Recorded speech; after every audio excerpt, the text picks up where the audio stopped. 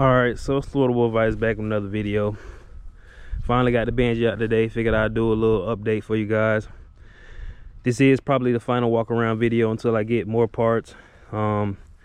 Still fine tuning it. I'll say it's probably about 98% done. Me and my boy Florida Woods Banshee, shout out to him.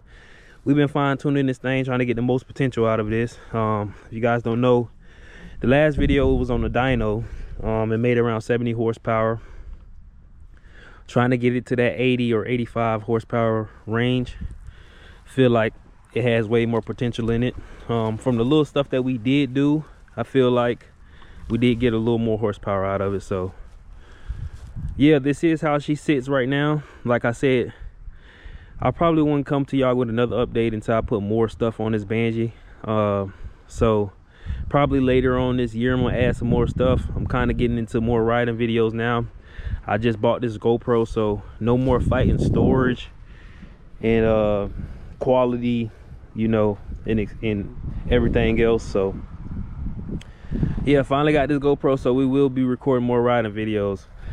And this Banshee, a lot of people been asking me about this. It's all over TikTok, social media, any social media platform you can think of, it's on right now. I know a couple people don't reposted it. Some people reposted it without my permission, but I mean, the more it gets out there, the better. But yeah, in this video I'm just gonna go around and talk about all the parts that I bought from it. I'm gonna start from front, the back, the side to side.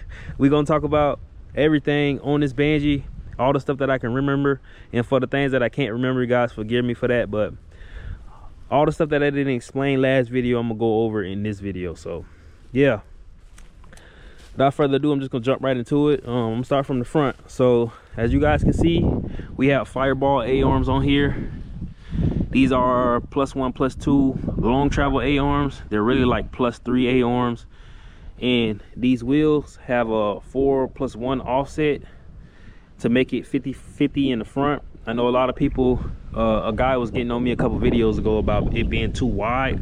The reason why I made it this wide is because the trails in Florida is much wider than anywhere else. So that's the reason why I got 50 in the front and 50 in the rear.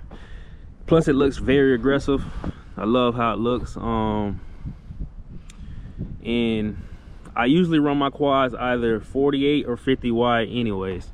If you guys know the Honda, it also have +1, +2 A-arms on it.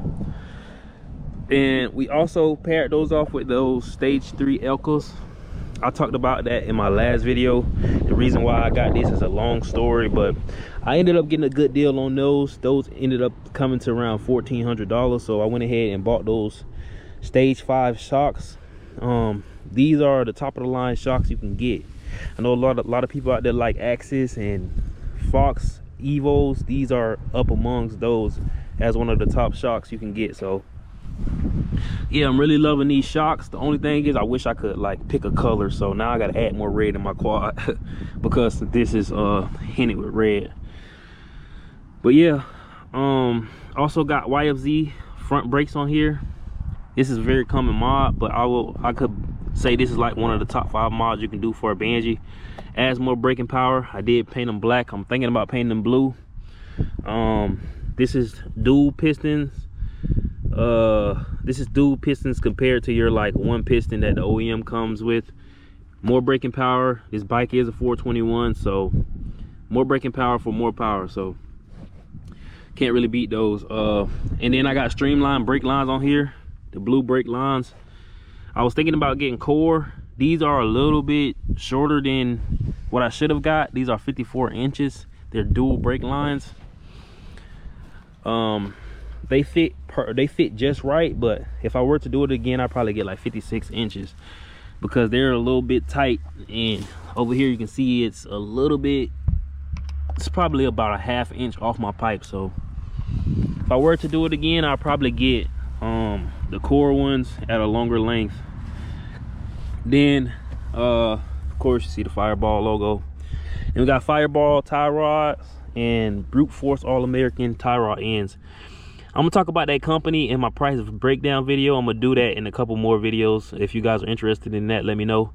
I'm gonna do a price breakdown on this, tell you how much it costs, how much it costs to build something like this. But yeah, that company was hard to deal with, but after them sending me out like 3 different type of tie rod ends, I ended up getting the right ones. The brute force ones hook up real nice to these Fireball tie rods. So yeah, Mayer plastics on the front. This is the race cut. I didn't want to get an OEM plastic just to cut it down. The reason why I got Mayer plastics on the front is because of this gas tank. It pairs well with that. I love Duncan Banshees, and that's what they usually run, like Mayer on the front with like a IMS gas tank. And plus I needed an oversized gas tank because I'm planning on doing long rides in the future. If you guys don't know, big motors like this on a Banshee is really gas jugglers. They eat a lot of gas, and I got a dual pingo on here and big carburetors. So yeah, gas go out fast on Banshees. That's one reason why I didn't run race gas. But yeah, Mayer front fenders, Mayer radiator cover, OEM rear fenders. If I were to take off this gas tank, I go full OEM plastics, but the OEM plastics on the front don't look right with this gas tank. If you guys may know, I did have Mayer full fenders before. I ended up reselling those because they looked stupid, especially the front gas tank cover. It looked stupid, so it just didn't fit right. So that's the reason why I got rid of that. Got the IMS gas tank, kept the race fenders in the front. And yeah, she looking mean. I know a lot of people don't like that look, but to me, she looks mean.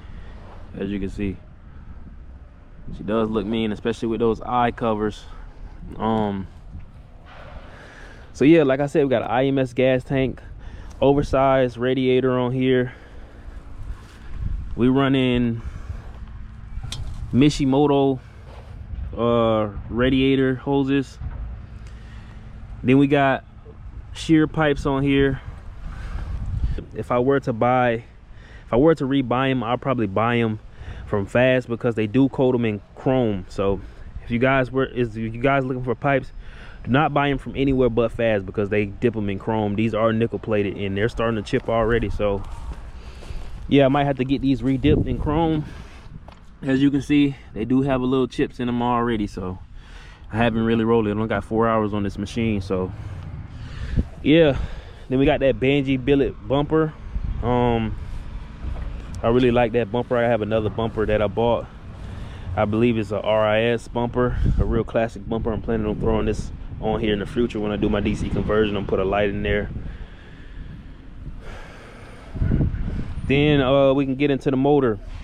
Like I said, this is a 421 servo. I'm running 68mm pistons, 22cc domes, all on pump gas. And one thing about when you putting your motor together, make sure you put these nuts on here, these castle nuts, so they won't leak. Because the acorn nuts, so they won't leak, because that's one problem that I did deal with. I ended up taking apart this head like 2 or 3 times just to get that leak to stop, and once I put those acorn nuts on there, they stop. So if you guys out there dealing with that, make sure you put acorn nuts on your head. And then we got the Fast Racing. This is a mod quad cool head. They Fast Racing, they just put their logo on it. But the reason why it's this thick is because it holds like 30% more coolant in it, I believe. Then we got this new clutch case from Cascade. Now they're top dog. You can see it got a clear water pump lens, and then they got a clear clutch lens. I really love the way this look. It's a little heavier than your OEM one, but it looks really nice. And we also running a Pro mod in here. Then we got pancake bearings. Every shift mod you can think of is inside this motor. Most of the stuff on this, on the bottom end, is OEM. Top end, you know, I got a 4mm crank in there. Like I said, 68mm pistons, long rod. Boss billet intake, and we got fast float bowls on here with a 35mm PWK carbs. Then we're running pre-filters on here with the uni filters. The reason why I'm doing that, just for more protection for my motor. I know a lot of people look like that's overkill, but I'd rather protect my motor and lose a couple horsepower than having, you know, marks all over my cylinders. If you guys may know, my boy Florida Woods Banshee took apart his engine a couple days ago in his video, and his engine still looked brand new, and he runs the same filter, same setup as me. So yeah, we got our hour meter over here. Like I said, we only got 4 hours on this thing. Nothing too crazy. I'm still planning on doing more testing and tuning before I start ripping on it. A lot of people make that mistake and end up blowing up their Banshees. But yeah, on this side we got a Chariot case cover. The reason why I bought this one is because you can add a bearing mod in here. I'm planning on doing that in the future, transmission bearing mod. And we got DRW case saver, and we're running the EK chain, EK X-ring chain. We got a Tusk shift lever, and then we got the dual pingle. Now, one thing about this, I ended up buying this 2 times because the first one I bought was a cheap Chinese one. I put it in the tank and ended up disintegrating. I bought that one from Top Dog Racing. That one was already polished, and I didn't have any problems since. So yeah, if you guys gonna get a pit cop, get you a pingle one. It'll save you in the long run. We also have an OEM stator in here, OEM flywheel. We have still running the OEM coil, NGK spark plug caps, NGK spark plugs, and yeah, that's about everything with the motor. We also have these flex bars on here, paired with a McGurk clutch. This is another top 5 upgrade on this Banshee.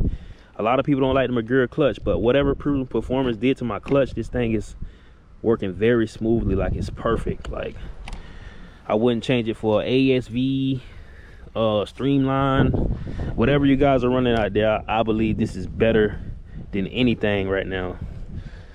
Like, it's very smooth. Then we got an ASV brake lever on this side, still running that OEM brake reservoir. Then we got Honda 400 EX throttle. This is the next best thing you can get to our Mercer throttle, and it's about 1/3 of the price of it. And once you ream it out inside, it's a real nice throttle. Like, I'll take that over OEM any day. Then we got the Torque One grips, billet gas tank cap, adds a nice little look to the bike. Then we also added this jet rim seat. Tell me what you guys think about this. I did paint it with vinyl paint.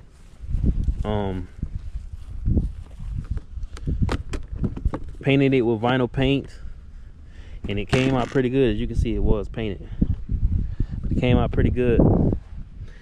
I'm planning on changing these shields out, because they're not working out really good. I had an idea, it's not working out. I'm probably planning on just changing those out, putting the holes, heat holes over them, or putting that little heat shield from Cascade on here. So yeah, that's one thing I'm planning on changing. And in the rear, you guys can see we got the Fox shock on here. Long story behind that. Like I said, I did explain that in my last walk around video. We got a polished rear linkage on here. I'm planning on changing that out in the future for stage 5. That's all for another video. I'm gonna explain it. Also planning on cutting weight, because this thing is heavy right now. So you can see we do have them albo wheels on here. They look nice, but they're very heavy. This thing is heavy. I'll say probably about 450 pounds. It's heavy. So planning on changing all that out in the future. This whole rear end needs to be addressed, because most of the stuff on the rear end is OEM. Planning on getting a -1 swing arm on here. Elka rear shocks. I love that rear Fox shock, but you can't run that Elka linkage with it. So I'm planning on getting that Elka linkage. This is also a YFZ rear shock, so it takes the same brake calibers as the front. I was thinking about getting those Pro Light brakes, but I'm kind of balling on a budget, and these are just as good as those. So ended up getting those YFZ front brakes as well. If you guys can remember, I had a polished one. Ended up wasting my money getting it polished because it did not work. So I should have tested it out before I brought it to him to polish. But yeah, also the same guy polished these. Shout out to Roland. He polished these, my rear linkage. He polished my cool head, the old one I had. He does good work. So if you guys in Florida, Southwest Florida area, tune in with him. Clear Visions. His name is Roland. Tusk rear axle. One thing about this, it is a budget axle, but that nut on there, it'll come loose if you don't tighten it real good and put Loctite in it.